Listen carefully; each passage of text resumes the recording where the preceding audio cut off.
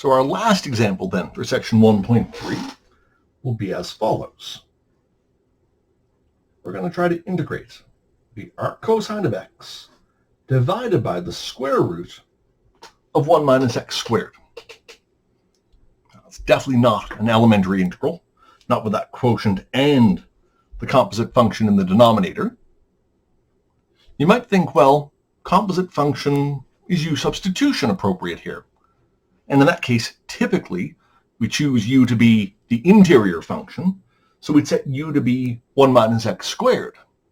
But that doesn't seem like it's going to work, because then du would be negative 2x dx, and we don't have an x times dx here in this integrand.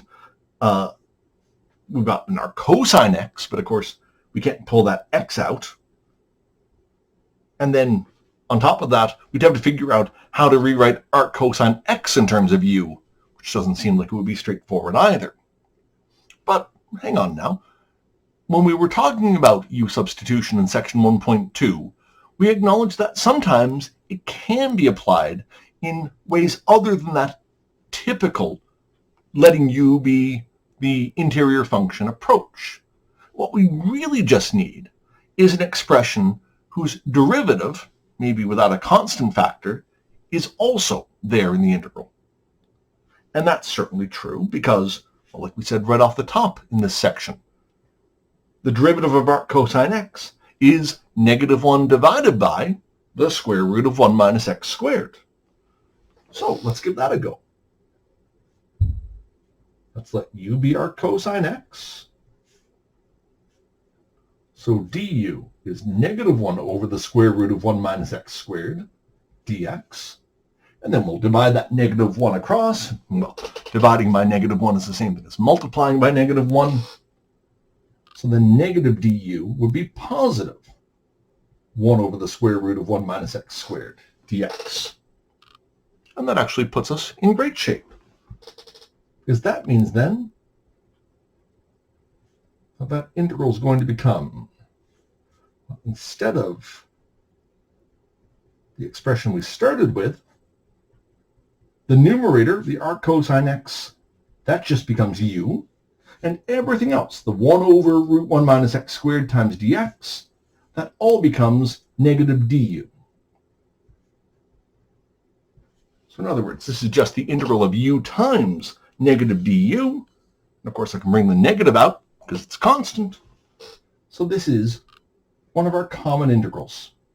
This is really just negative the integral of u du, and that I can evaluate using the power rule for integrals. It's u to the power of 1, so add 1 to the power gives u squared, and then divide by the new power. So we're going to get negative u squared over 2 plus c. And then, as always, we finish up by substituting in for u. So that's going to give us negative 1/2 times the arc cosine squared of x plus c. So yes, in this case, we do have an arc cosine in our answer, but that's natural because we had an arc cosine in the integrand to begin with. So that's one of those rare situations where winding up with an arc cosine or an arc cotan or an arc cosecant is quite a reasonable thing to have happen. It is by no means typical, however. All right, so there's an overview on how to approach integrals which lead to inverse trigonometric functions. And so that now goes into our list of techniques. Technically, you could consider these additions to our list of common integrals, although they're a little bit more involved than the list we put together in section 1.1, which is why I wanted to dedicate a section all on its own to these inverse trig type integrals.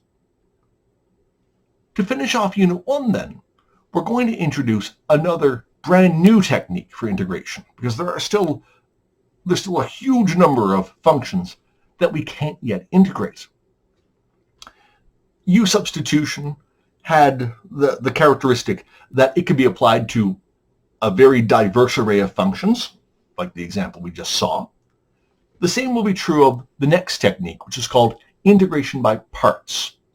And that's what's going to differentiate it from the techniques that we'll look at later on in the course when we get to Unit 3, because those are going to be methods that are much more targeted, that are much more designed to work for integrals of a very specific form. Whereas U substitution and parts as well, we can see all kinds of different examples where these techniques might work.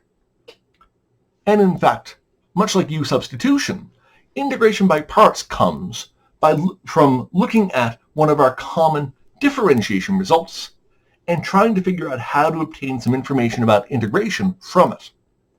In the case of U substitution, we were looking at the chain rule.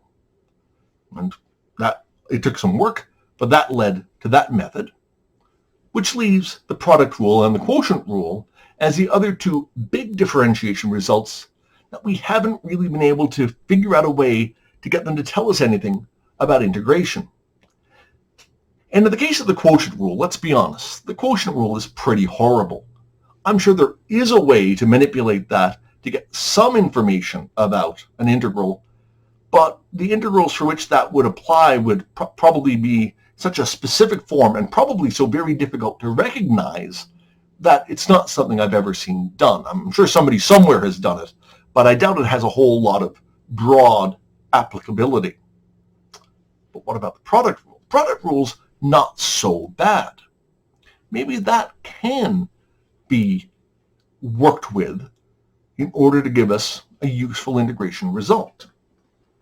Well, let's remind ourselves, just to make sure we're all on the same page, what the product rule states.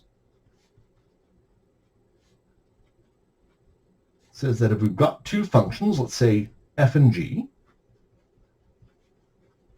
if we multiply them together, and we want to get the derivative of that product, then we get the derivative of the first function, so f prime, times the second function g, plus the first function f, times the derivative of the second function g. And of course, there are lots of ways, slightly different but completely equivalent ways, that the product rule can be written. But regardless, just like we did with the chain rule, we can certainly take this and flip it around and obtain an integration result.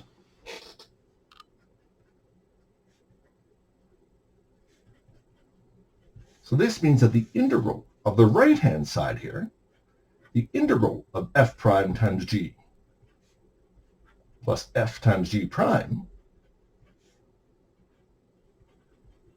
that's going to be equal to the function that we differentiated, f of x times g of x, plus, of course, a constant of integration.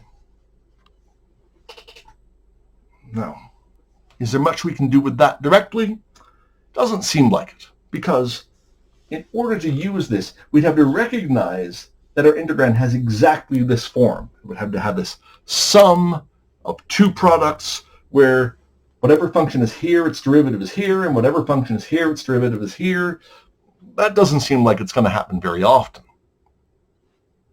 But there is a little bit more we could do here, because if we think back to the basic properties that we do have for indefinite integration, we know that the integral of a sum can be rewritten as the sum of the integrals. So I can split up the left-hand side in this case. I can write that as the integral of f prime times g plus the integral of f times g prime. And that's going to be equal to f times g plus c. And so then the next thing I'm going to do is maybe a little bit surprising.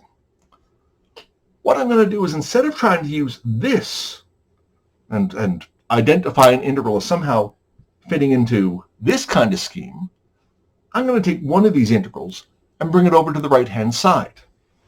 I'm going to leave this one behind.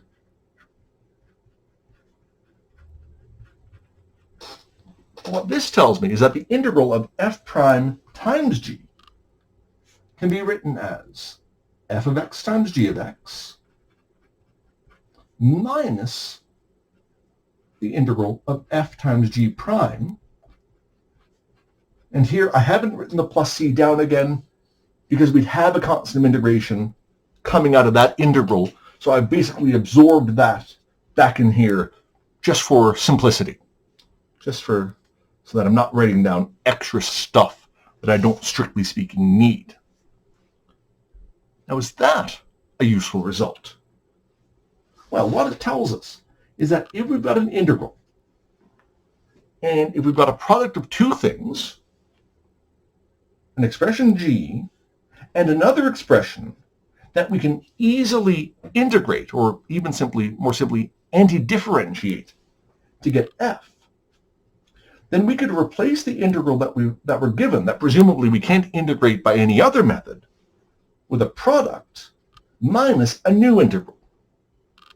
And then if this integral is something more straightforward, hopefully one of our elementary integrals, maybe something susceptible to, say, U substitution, then we can basically trade things off. So we can replace the one integral that presumably we can't evaluate directly, or else why would we be looking for some other method for dealing with it? We trade it off for two integrals.